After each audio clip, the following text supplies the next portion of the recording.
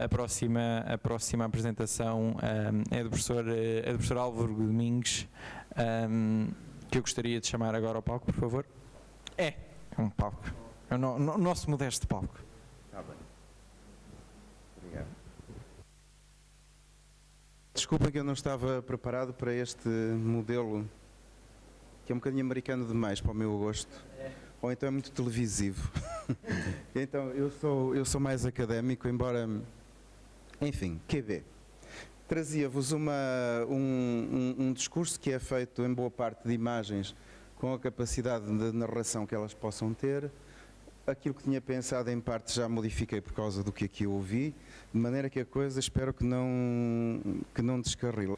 Então, do que ouvi, apetecia-me já dizer qualquer coisa sobre a questão do planeamento e do desenvolvimento, porque, por acaso, ontem à noite jantei com o professor Valente Oliveira, que foi meu professor de desenvolvimento regional, quando eu estava a tirar o curso de Geografia. E estávamos a falar exatamente dos tempos em que ele foi ministro do planeamento, em que foi também presidente da Comissão de Coordenação da Região Norte, e estávamos a falar um bocado desta aceleração da história que aconteceu em Portugal, quando em abril de 74 houve uma revolução e depois rapidamente se construiu um modelo de democracia e de Estado Social que Portugal não tinha conhecido. Portugal vinha de uma ditadura e vinha de um contexto de atraso imenso, e depois aquilo foi como uma maratona, não é? De repente estávamos na União Europeia a negociar coisas, entretanto o Estado Social na Europa tinha entrado em crise e a senhora Thatcher estava a revolucionar completamente o papel do Estado e a meter-lhe muito dinheiro e iniciativa privada dentro, e Portugal, ao contrário, estava a contraciclo a receber fundos comunitários e a construir as bases do Estado Social. Como diz aquela música do Sérgio Godinho, não é? A paz, o pão, saúde, habitação. Desde o sistema escolar ao sistema de saúde, aos apoios sociais, à estabilização do Estado democrático ao nível municipal, tudo isso. Isso era o Estado Social. Bom, eu aprendi que o planeamento, ou pelo menos os anos de ouro do planeamento e do desenvolvimento regional, são filhos do Estado Social. Eu não queria lembrar o que é o planeamento e os planos quinquenais da antiga União Soviética, porque creio que esse modelo não nos interessa nada. Também não queria relembrar os planos de fomento do tempo do salazarismo. Decidiram o caixão, por exemplo, aqui em Trás-os-Montes. São ditaduras, não são modelos para hoje. O que eu queria dizer era que nós não podemos evitar, na discussão das políticas de desenvolvimento regional, aquilo que é o Estado hoje. Ou melhor dizendo, aquilo que não é o Estado hoje. O Estado, como alguém diz, matou-se completamente. E, portanto, o Estado já não é o regulador nem da sociedade, nem da economia. O edifício do Estado-nação desfez-se, nós vivemos num éter global que se chama a globalização. As políticas, como o Sr. Presidente aqui já disse, às vezes definem-se como uma mistura explosiva de burocracia, tecnocracia e dinheiro. Portanto, é um Excel, é um senhor ou uma senhora a falar economês, é a troika, é a competitividade, são os mercados e esse tipo de conceitos. Portanto, isto é o grau zero da política. Eu creio que é esta questão que nós temos que discutir. A primeira imagem que eu trazia é um belíssimo soto, um castiçal da terra fria transmontana. Eu ia começar com esta imagem para dizer o que é a paisagem e o território, não é? Porque nós às vezes destes conceitos ou temos uma visão quase que neorromântica, achamos que paisagens são aquelas coisas que vêm nos calendários ou que estão no fundo do ecrã do nosso computador e que são coisas agradáveis para nós nos estarrecermos e para viajarmos para lá quando estamos de férias. E que o território, que é uma espécie de frame, não é? De quadro onde as coisas se colocam. E eu tenho destas duas palavras uma ideia mais politizada de que o território é uma casa comum. E, portanto, é aquilo que tem que ser partilhado. E o território não tem definição nenhuma. O território é aquilo de que se fala quando se fala de território. E, habitualmente, fala-se de território para territorializar questões sociais. Nós não estamos bem ou não estamos satisfeitos com o nosso modelo de desenvolvimento e enunciamos as coisas territorialmente para dizer o que é que nos vai na alma. Portanto, eu, por mim falo que sou geógrafo, eu não reconheço qualquer objetividade e qualquer clareza à palavra território, eu prefiro que me digam. Para que é que, não o que é o território, para que é que serve enunciar as questões territorialmente? E essa é que, para mim, é a questão. Podias passar, por favor, o próximo. O próximo é de há menos de uma hora. Vinha eu pelo IC5, que é aquela coisa que vai lá em cima, e eu gosto de me aproximar do chão e de ver as coisas. E então, em determinada altura, saí do IC5 e passei por esta coisa extraordinária. Um grandíssimo pedregulho, destes muitos que há, de granito, que serve de encosto a uma construção, entretanto, entrada em ruína. Vê-se aqui parte do muro dessa construção, e um marmeleiro, que é quase já estético, porque já ninguém quer saber dos marmelos, eles amadureceram, apodreceram e lá estão, parece uma árvore de Natal. E poeticamente pensei que isto é muito o estado de alma que nós sentimos quando nos referimos a Trás-os-Montes. Esta ideia de que vivemos num tempo de contradição, ou como me ocorre muitas vezes, que vivemos num país que é pós-moderno sem ter sido moderno. Ou seja, que vimos diretamente da falência de um modelo pré-moderno, que era o país arcaico, o país da agricultura tradicional, da escassez, da miséria. Se há uma lição a reter desses tempos do antigamente, dessa ruralidade hoje mitificada e romanceada, pois é que isso era a cultura da escassez. Com o pouco se fazia o mais possível. E disso se comia, não é? Porque eram economias muito pouco mercantilizadas, não havia dinheiro, praticava-se uma agricultura pobre, familiar, de autossubsistência, e quando o mundo se tornou, andava-se descalço, tinha-se doenças, morria-se, não havia escolas, e quando o mundo ficou muito complicado, pois foi-se para o exterior. O exterior é o contrário do interior, como sabe, não é o litoral. Quando não há de que viver, e quando a nossa terra não nos resolve os nossos sonhos e os nossos projetos de vida, pois nós vamos para o exterior. E portanto o que aconteceu em vastíssimas terras de Portugal é que elas foram para o exterior sem que tenha havido nessas terras um verdadeiro processo de modernização. E portanto essa tal ação do Estado pós 25 de Abril é feita completamente a contraciclo. Não sei se já repararam, mas quem dirige o município sabe. Fazem-se tudo o que não havia. Caminhos, escolas, redes de energia, saneamento, centros de dia, tudo.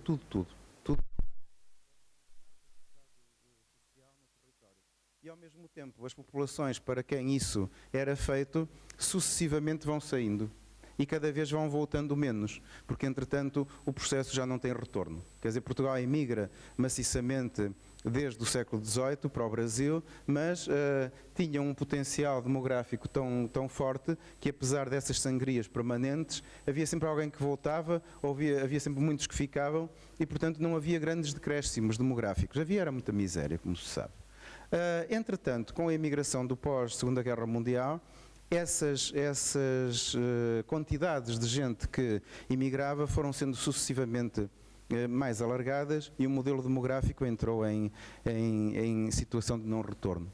E, portanto, nós estamos a contraciclo e estamos a viver a coisas verdadeiramente surreais, do género. Há municípios, por exemplo, que ainda estão a acabar os investimentos no sistema escolar e já não têm crianças, mas ainda não têm centros de dia e a sua população já está completamente envelhecida. Isto é, de repente, acontecem coisas ao mesmo tempo e nós temos muita dificuldade em gerir a simultaneidade, ensinar-nos coisas de causa e efeitos simples, de que o tempo é um vetor, que não recua, etc. Quando não é assim, nós vivemos tempos de complexidade e vivemos tempos de contradição. E então, em vez de... Fiquei sem as minhas lindas imagens. Em vez de pensarmos as coisas...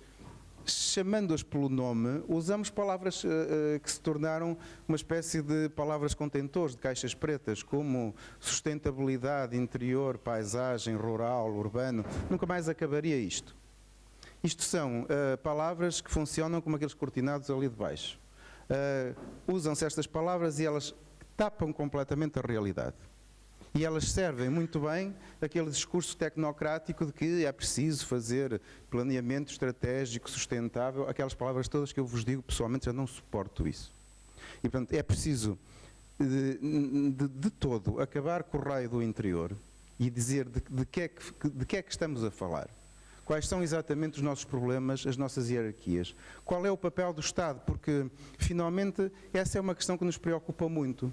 O Estado Central, já percebemos, ele entrou em deriva neoliberal, e quando nós ouvimos os nossos ministros e os seus porta-vozes a falar, ou os programas de política, já não percebemos nada, e desconfio que os cidadãos se afastam cada vez mais da política porque ouvem aquilo e não acreditam. Dizem-nos palavras estranhas para significarem outras coisas do género, dizem-nos que qualquer coisa vai ser racionalizada, isso significa que vai fechar. Dizem-nos que há pessoas que vão para programas de formação ou de reformação, isso significa que vão ser despedidas. Falam-nos em políticos muito ativos e tal, e afinal estão envolvidos em escândalos. Falam-nos na eficiência do mercado e da privatização, e depois vem a seguir o BES, etc. Portanto, não admira nada que o cidadão ande bastante confuso e tenha perdido completamente a crença nos seus governos, e isto é muito sério porque põe em causa o próprio sistema democrático. E isso, meus amigos, é muito complicado, porque com os seus defeitos todos é o melhor que há. E, portanto, não o podemos perder. E eu creio que é preciso reinventá-lo exatamente a partir do Estado local, a partir do Estado municipal. Já que o Estado Central entrou em deriva, ao ponto do Ministério das Obras Públicas não saber o que é que o Ministério da Saúde faz, e, portanto, pode acontecer num município que o centro de saúde fechou por decisão do Ministério da Saúde e por decisão do Ministério da Justiça, o Tribunal também, etc. E eles não sabiam. Deram-se conta disso num programa de televisão ou num autarca desesperado que foi lá dizer-lhes o que é que estava a passar. Tão longe está essa política tecnocrática do cidadão. Regiões também não temos. O professor Valente Oliveira foi um precursor muito atento às questões do desenvolvimento regional, mas depois o tempo foi contra ele. Hoje em dia a CCDR é uma ficção burocrática e às vezes mal vista, não é? Porque para os municípios é a face do governo e para o governo é a face dos municípios, anda ali no meio. Acontece que não tem legitimidade política porque não foi eleita. Acontece que não tem orçamento e, portanto, do ponto de vista político é muito difícil dizer o que é. E eu também não acredito que haja um saber técnico ou um poder técnico que não tenha uma legitimação política. De maneira que o Estado ficou esquizofrénico entre um Estado central cada vez mais enevoado e um Estado local a quem os cidadãos pedem cada vez mais responsabilidades e ação. Porque de repente é o Estado que está ali mais próximo, não é? Então, se acontece alguma coisa, se houve um acidente no IC5, se o hospital não funciona, se faltam médicos, se os professores não foram colocados, ou se a água falha nas torneiras, ou se há incêndios no verão, pois a Câmara Municipal. E, portanto, eu creio que o desafio é para trás. Eu creio que o desafio é esquecer que existe o Estado Central e deixar isso para os telejornais e reinventar o Estado local naquilo que ele pode fazer fora do espartilho habitual onde o meteram. Mais para trás, por favor. Para a frente. Desculpa. Então, a situação... Obrigado. A situação é esta. Isto é um mapa que retrata a demografia recente. Falta aqui a década a seguir, mas a década a seguir não mudou nada neste mapa. Portanto, basicamente o negro é tudo aquilo que está para cá do Marão, que é o Trás-os-Montes, e que tem altimetrias superiores.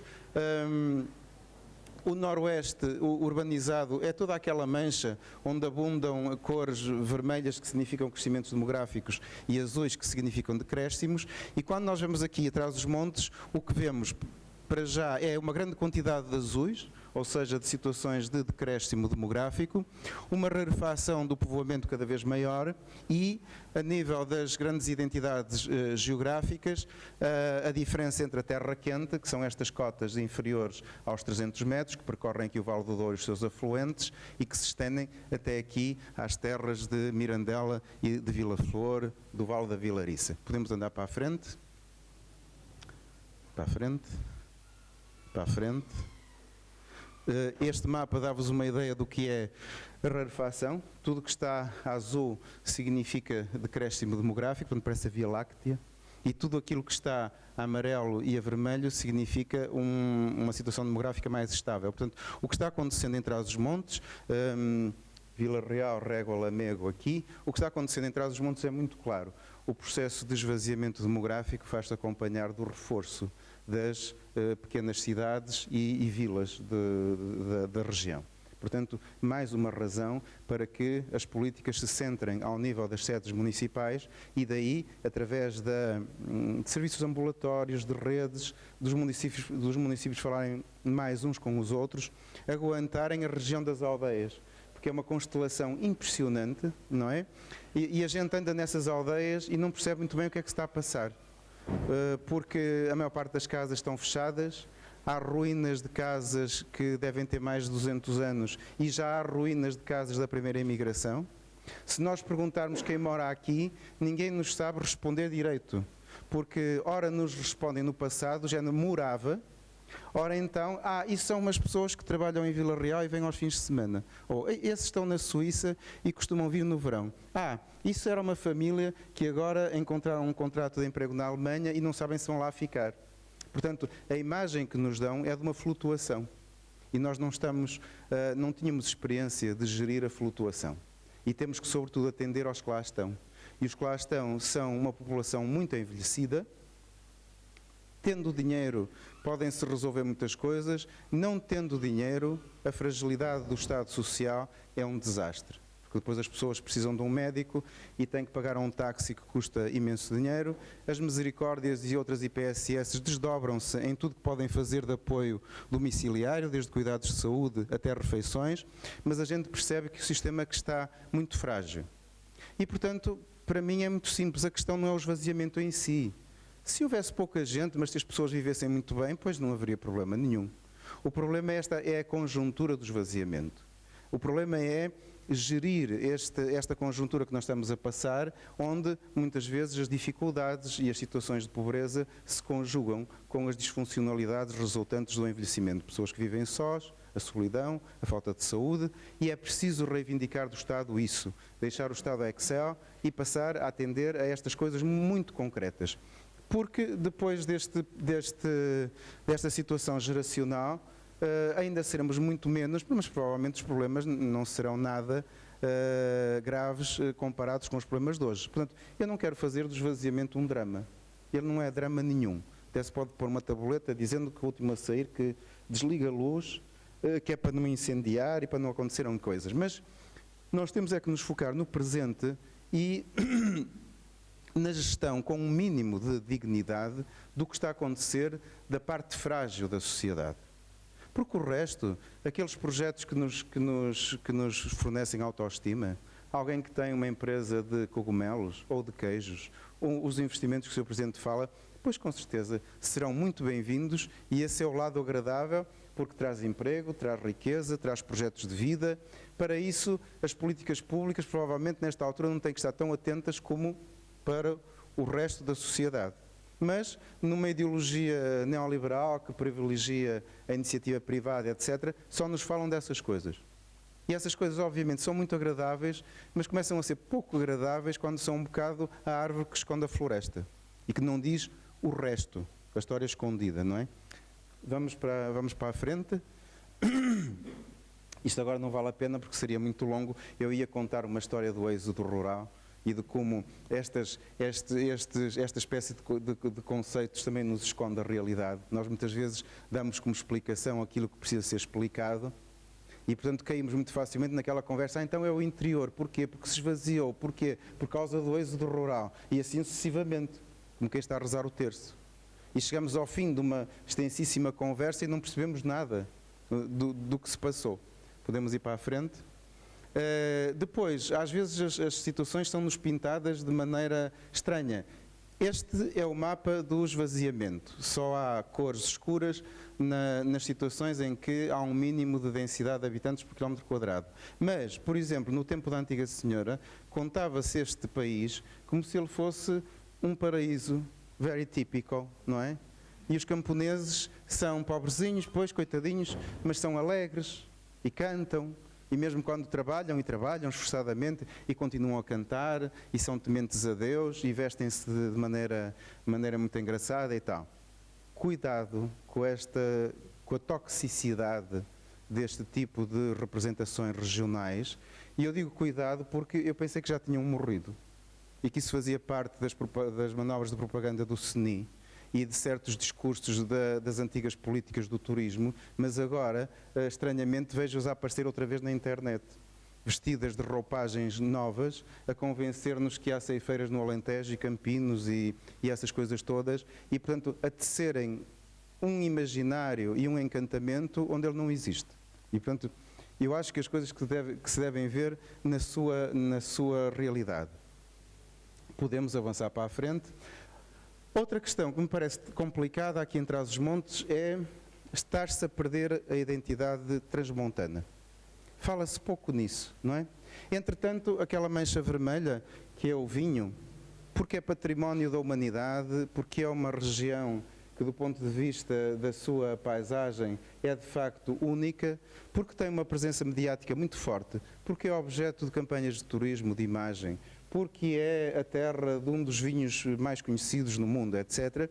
De repente, o Alto Douro vinheteiro abafou a região e deixou-se de falar em Trás-os-Montes, no reino maravilhoso, não é, de que o Torga falava. E eu creio que esta questão da identidade não é uma questão menor para distrair serões. Não. A identidade hoje em dia é uma questão delicadíssima, porque nós vivemos num mundo cada vez mais global.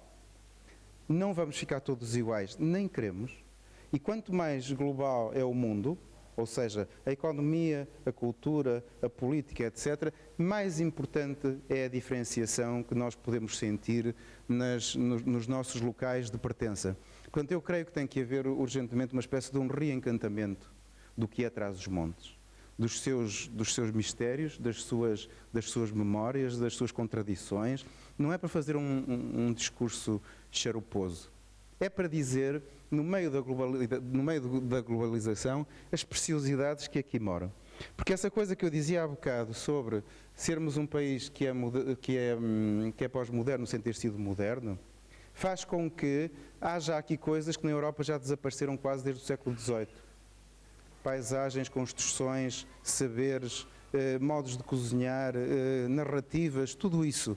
E isso hoje em dia é um bem muito, muito precioso. Hoje cultiva-se muito, ao lado do cosmopolitismo e da cultura genérica, como é o AXN e coisas do género, cultiva-se muito o exotismo. Aquilo que é diferente, aquilo que maravilha alguém, não é? E, de facto, aqui há muita matéria-prima sobre isso. Eu sei que a UTAD está a fazer bancos sobre o legado biológico de espécies. Toda a gente sabe que não há nabos tão bons como os Trás-os-Montes.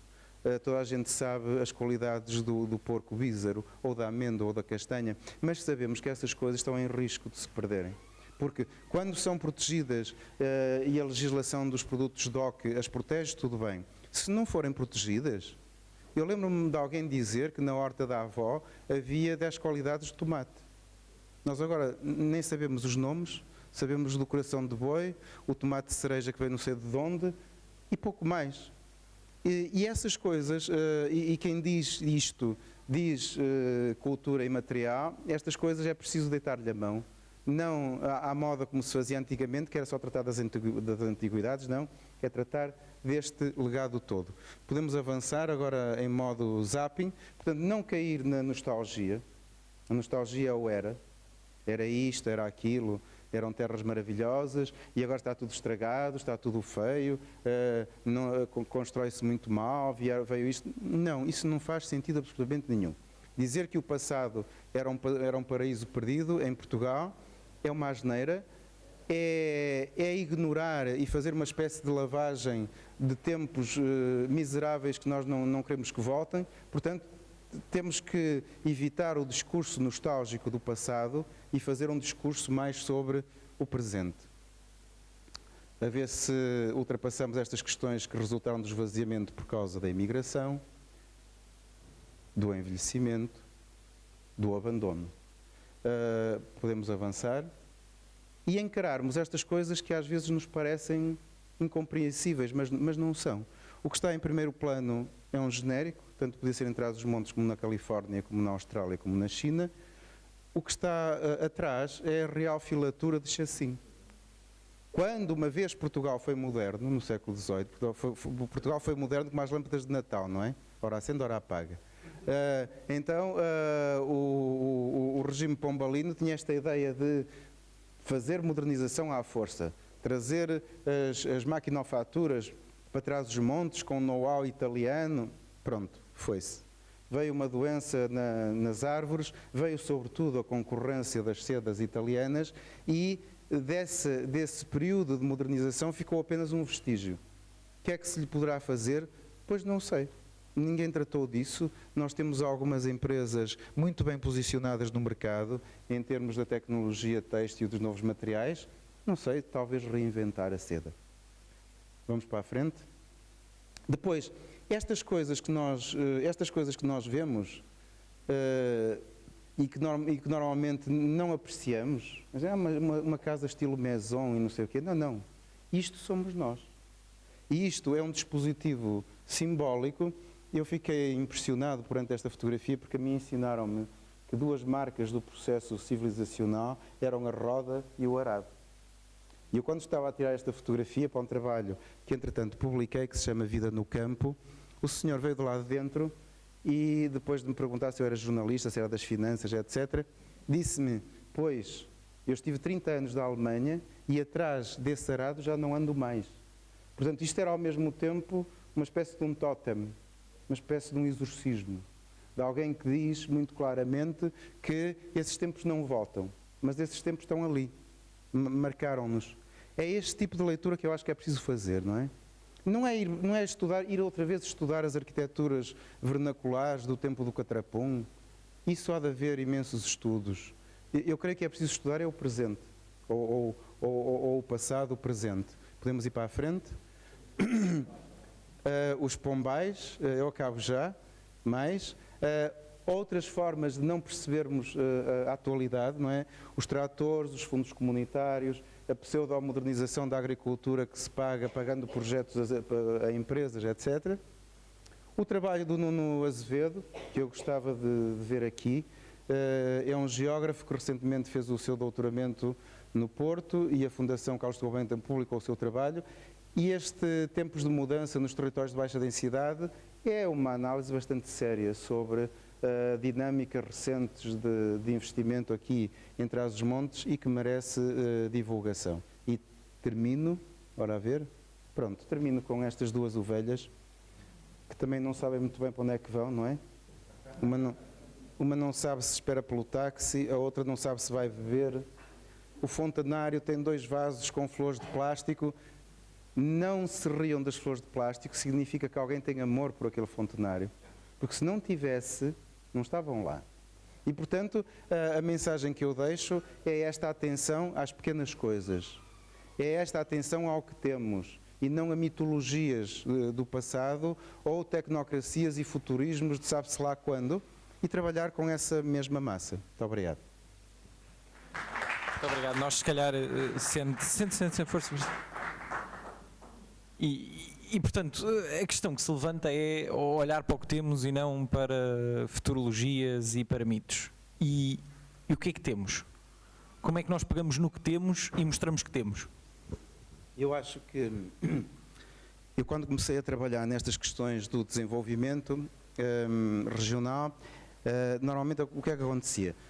Quando se estava a estudar um contexto regional onde faltavam coisas, havia uma certa apatia do investimento, não é? Como aqui, o investimento público foi muito forte, mas o investimento privado não acompanhou o investimento público, não é? E daí também a ideia que se ficou que o Estado resolve tudo, porque do lado do investimento privado há uma rarefação muito grande.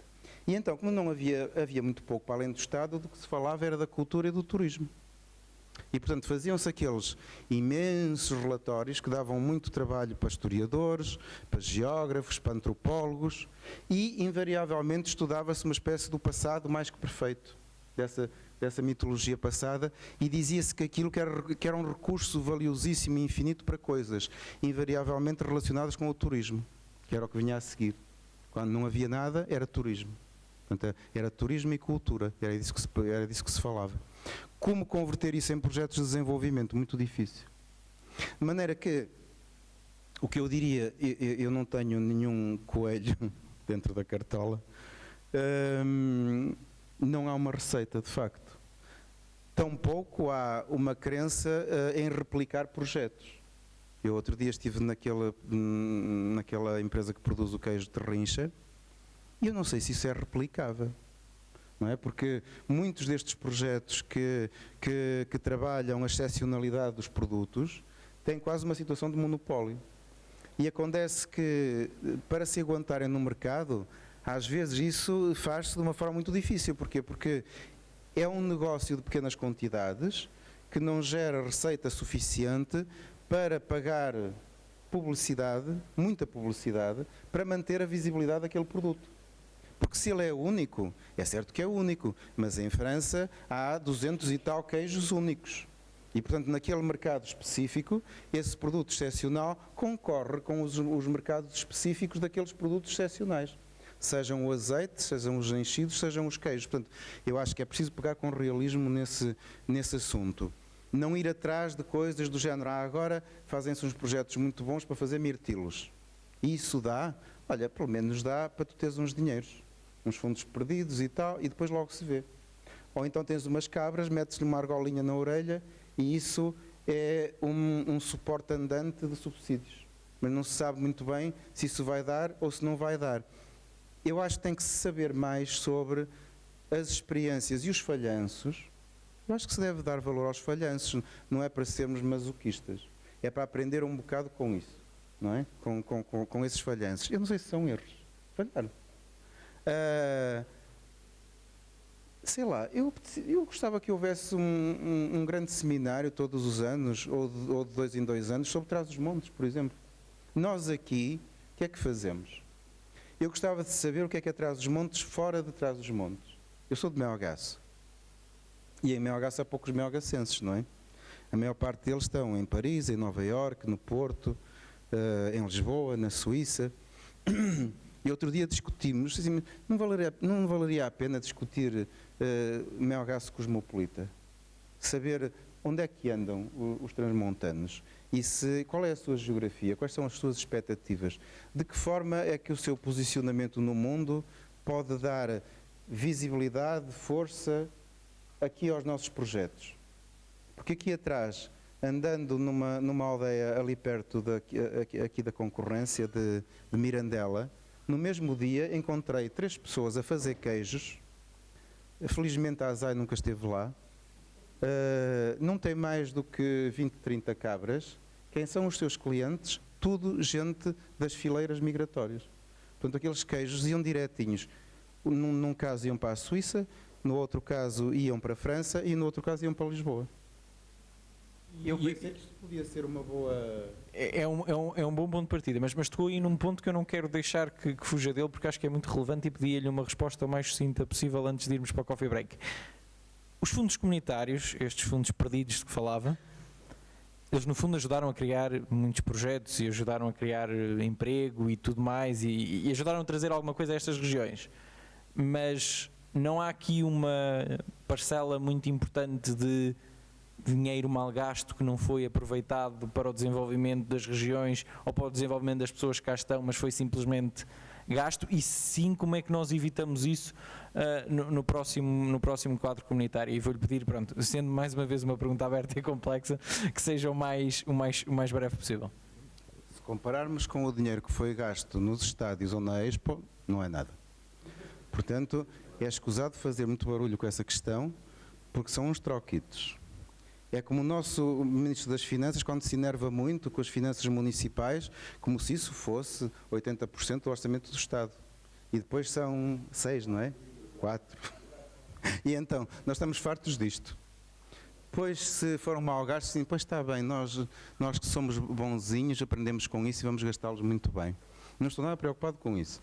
Estou preocupado com, ok, daqui até 2020 vem aí mais dinheiro, vamos ver se conseguimos dar visibilidade aos investimentos. Dar visibilidade é uma forma de responsabilizar quem investe. dar visibilidade aos investimentos e nessas tais formas como esta de falar em público das coisas, chamar essas pessoas. Então, as suas oliveiras, estão bem? O tal azeite especial que disse que ia fazer, que até tem limelha de ouro misturada, está a vender?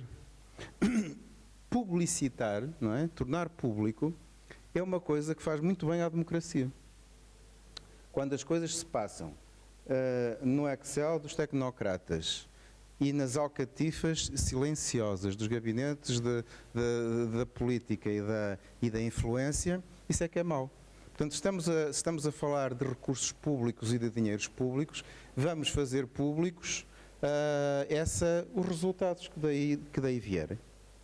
E pronto, e mais coisas destas e bastante publicitadas, mais autoestima. Menos nós aqui coitadinhos, vejam lá se olham para nós, etc. Eu sei que isso agora já não se usa muito, mas às vezes é fácil cair nessa atitude. Portanto, uma coisa mais positiva, mais virada para a frente. Muitíssimo obrigado pelo seu contributo. Vamos ter a oportunidade de falar todos também no final do evento. Agora vamos para Coffee Break. Voltamos logo a seguir, espero eu, todos nós, para podermos continuar esta discussão. Muito obrigado.